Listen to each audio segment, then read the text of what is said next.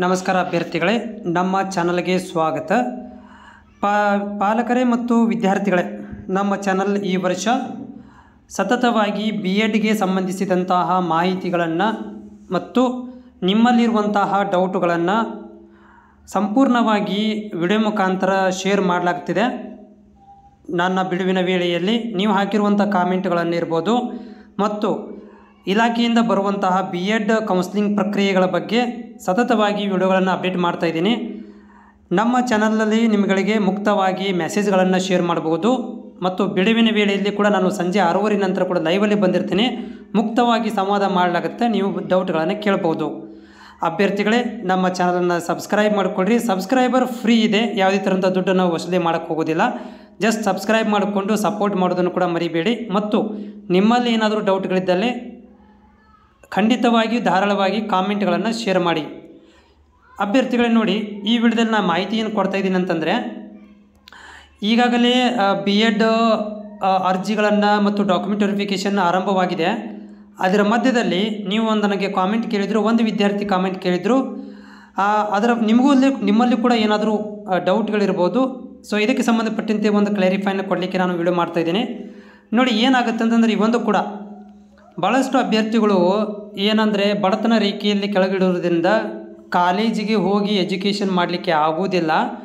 So education ಮಾಡಲಿಕ್ಕೆ ಆಗದಿದ್ದಾಗ ಅವ್ರುಗಳಿಗೇನಪ್ಪ ಅಂತಂದರೆ corresponding ಮಾಡ್ಕೋಬೇಕಾಗುತ್ತೋ ಅಥವಾ ಕಾಲೇಜುಗಳಿಗೆ ಅಡ್ಮಿಷನ್ ಆದಮೇಲೆ ಅವ್ರ ಜೊತೆ ಅಂದರೆ ಪ್ರಾಂಶುಪಾಲರ ಜೊತೆ ಮಾತಾಡಿಕೊಂಡು ತಮ್ಮ ಆರ್ಥಿಕ ಪರಿಸ್ಥಿತಿ ಅಂದರೆ ಮನೆ ನನ್ನಿಂದ ನಡೆದಿದೆ ಸರ್, ನಾನು ಕೆಲಸಕ್ಕೆ ಹೋಗಬೇಕು, ಹೀಗಾಗಿ ನನಗೆ ರೆಗ್ಯುಲರ್ಲಿ ಕ್ಲಾಸಸ್ಸಿಗೆ ಬರಲಿಕ್ಕೆ ಆಗುವುದಿಲ್ಲ, ನಾನು ಮಧ್ಯದಲ್ಲಿ ರಜೆಗಳನ್ನು ತೊಗೊತೀನಿ ಅಥವಾ ವಾರಕ್ಕೆ 2 ದಿನ ಬರ್ತೀನಿ ಅಥವಾ ನಾನು ಮಧ್ಯದಲ್ಲಿ ಬಂದು ಹೋಗ್ತೀನಿ ಕಾಲೇಜುಗಳಿಗೆ, ನನಗೆ ನೀವು ಎಕ್ಸಮ್ಷನ್ ಕೊಡಿ, ಅಂದರೆ ನನಗೆ ಸ್ವಲ್ಪ ನೀವು ಅಟೆಂಡೆನ್ಸಲ್ಲಿ ಏನಾದರೂ ನನಗೆ ಇದನ್ನು ಕೊಟ್ಟರೆ, ಸಡಿಲಿಕೆ ಕೊಟ್ಟರೆ ನಾನು ಜಾಬ್ ಮಾಡ್ತಾ BEd ಕೋರ್ಸ್ಗಳನ್ನು ಮಾಡ್ಕೋಬೇಕಂತ ಮಾಡಿದ್ದೀನಿ ಅಂತ ನೀವು ಒಂದಷ್ಟು ಕಾಲೇಜುಗಳಿಗೆ ಹೋಗಿ ಪ್ರಾಂಶುಪಾಲರಿಗೆ ಭೇಟಿಯಾದರೆ ಒಂದಷ್ಟು ಕಾಲೇಜುಗಳು ನಿಮ್ಮ ಒಂದು ಪರಿಸ್ಥಿತಿಯನ್ನು ನೋಡಿಕೊಂಡು ಈ ರೀತಿಯಾಗಿ ಕೂಡ ಆಫರನ್ನು ಕೊಡ್ತಾ ಇದ್ದಾವೆ. ಸೊ ಇದಕ್ಕೆ ಸಂಬಂಧಿಸಿದಂತೆ ಒಂದು ವಿದ್ಯಾರ್ಥಿ ನಂಗೆ ಕಾಮೆಂಟ್ ಹಾಕಿದ್ದಾರೆ, ನಾನು ಅದನ್ನು ಓದ್ಬಿಡ್ತೀನಿ. ಸೊ ನೋಡಿ, ಈ ಒಂದು ಅಭ್ಯರ್ಥಿಯನ್ನು ಕಾಮೆಂಟ್ ಹಾಕಿರುವಂಥದ್ದು, ಸರ್ ನಾನು ಸೀಟ್ ಪಡೆದ ಮೇಲೆ ಪ್ರಿನ್ಸಿಪಾಲ್ ಹತ್ರ ಪರ್ಮಿಷನ್ ತೊಗೊಂಡು ಪ್ರಾಬ್ಲಮ್ಸ್ ಹೇಳಿ ಕಾಲೇಜಿಗೆ ಹೋಗ್ದಿರಾ ಕರಸ್ಪಾಂಡೆನ್ಸಲ್ಲಿ ಮಾಡಬಹುದಾ ಸರ್, ಪ್ಲೀಸ್ ಹೇಳಿ ಅಂತ ಹೇಳ್ತಾರೆ. I am ready to pay extra fees if they ask ಅಟೆಂಡೆನ್ಸ್ಗೆ.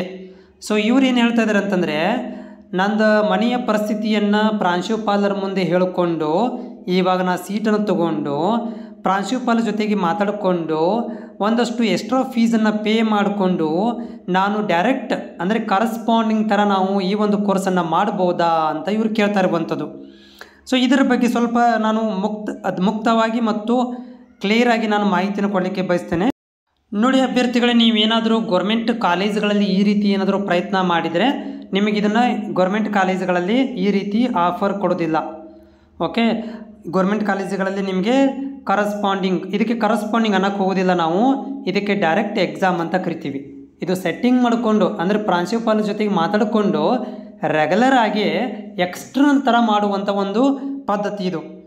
ಆದರೆ ನೀವು ಎಲ್ಲಿ ಮಾಡ್ಬೋದು, ಒಂದಷ್ಟು ಪ್ರೈವೇಟ್ ಕಾಲೇಜುಗಳನ್ನು ಮಾತ್ರ ಹೇಳ್ತಾ ಇದ್ದೀನಿ. ಇಡೀ ಕರ್ನಾಟಕದಲ್ಲಿ ಯಾವುದೋ ಕಾಲೇಜುಗಳು ಒಂದಷ್ಟು ಸ್ಟ್ರಿಕ್ಟ್ ಇರುವಂಥ ಕಾಲೇಜುಗಳಲ್ಲಿ ಈ ರೀತಿ ಆಫರ್ ಕೊಡೋದಿಲ್ಲ. ಒಂದಷ್ಟು ದುಡ್ಡಿಗೋಸ್ಕರನೋ ಅಥವಾ ಒಂದಷ್ಟು ವಿದ್ಯಾರ್ಥಿಗಳ ಅಥವಾ ಅನುಕೂಲವಾಗಲೆಂತೋ ಅಥವಾ ಒಂದಷ್ಟು ವಿದ್ಯಾರ್ಥಿಗಳು ಆರ್ಥಿಕ ಪರಿಸ್ಥಿತಿಯಿಂದ ಒದ್ದಾಡ್ತಿರ್ತಾರೆ, ಅವರಿಗೆ ಹೆಲ್ಪ್ ಆಗಲಿ ಅಂಥೇಳಿ ಮಾನವೀಯತೆಯಿಂದನೂ ಒಂದಷ್ಟು ಕಾಲೇಜುಗಳು ಏನು ಮಾಡ್ತಾರಪ್ಪ ಅಂತಂದರೆ, ಆಯ್ತಪ್ಪ ನೀ ಅಡ್ಮಿಷನ್ ಮಾಡಿಸು, ಆದರೆ ಡೈರೆಕ್ಟ್ ನೀ ಎಕ್ಸಾಮ್ ಬರ್ಬೋದು, ಅಸೈನ್ಮೆಂಟಿಗೆ ಬರ್ಬೋದು, ಎಕ್ಸಾಮ್ ಬರಿಬೋದು ಅಂತ ಹೇಳಿ ನಿಮಗೆ ಕಳಿಸ್ಬೋದು, ರೆಗ್ಯುಲರ್ ಅಂಥೇಳಿ ಅಟೆಂಡೆನ್ಸ್ಗಳನ್ನು ಹಾಕ್ಕೊಂಡ್ಬಿಡ್ತಾರೆ.